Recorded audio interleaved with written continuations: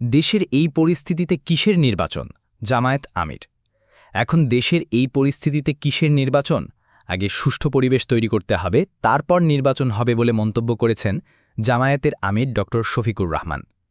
শুক্রবার সকালে নীলফামারীর সৈয়দপুর বিমানবন্দরে সাংবাদিকদের সঙ্গে আলাপকালে এমন মন্তব্য করেন তিনি।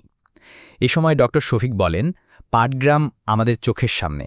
এখন দেশের এই পরিস্থিতি বিরাজ করছে, এ অবস্থায় কোনোভাবেই সুষ্ঠু নির্বাচন সম্ভব নয়। এজন্য আগে পরিবেশ পরিস্থিতি তৈরি করতে হবে। এই পরিবেশ তৈরির লক্ষ্যে আমরা সংস্কারের প্রস্তাব দিয়েছি। প্রসঙ্গত, বুধবার দিবগত রাতে লালমনিরহাট জেলার পাটগ্রামে 2 চাঁদাবাজকে মহিসড়কে হাতে নাতে ধরে সাজা দেয় ভ্রাম্যমাণ আদালত। এরপর স্থানীয় বিএনপির নেতাকর্মীরা থানা ঘেরাও এবং হামলা ও ভাঙচুর চালিয়ে 2 চাঁদাবাজকে ছিনিয়ে নেয়। এই ঘটনা নিয়ে গতকাল বৃহস্পতিবার গণমাধ্যমে সংবাদ প্রকাশ হলে দেশব্যাপী সমালোচনার ঝড় ওঠে। জামায়াত আমির তার বক্তব্যে সে বিষয়টির প্রতি ইঙ্গিত করেছেন।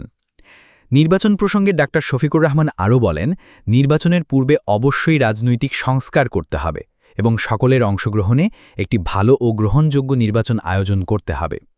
তিনি বলেন, জামায়াতে ইসলামী সবসময় সহিংসতার বিরুদ্ধে। আমরা সবসময় মব পলিটিক্সের ঘোর বিরোধী। এটা 1972 সাল থেকেই আমরা বলে আসছি।